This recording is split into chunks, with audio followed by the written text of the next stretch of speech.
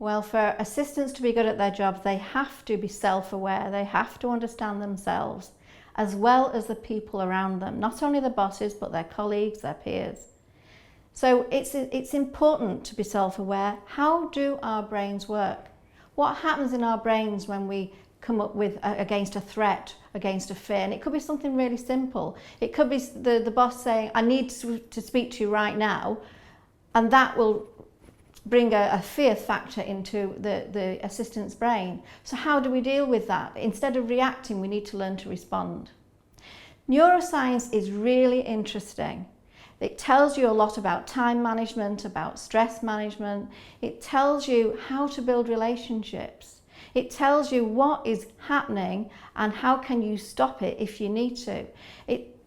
There are lots of myths around neuroscience and how the brain works. We think we only use 10% of our brain, but no, we use 100% over 24 hours.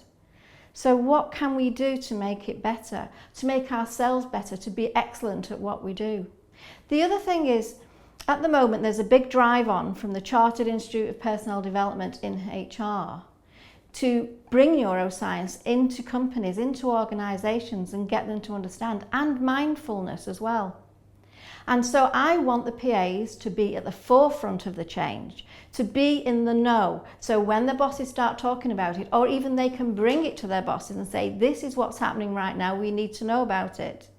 This is one of the reasons I wrote the 3rd edition, so that they are at the forefront of change and understand what is happening in the world of work and how can we make ourselves better. Being mindful, understanding, being aware of what is going on in the moment will stop a lot of stress and stop a lot of absence from work as well.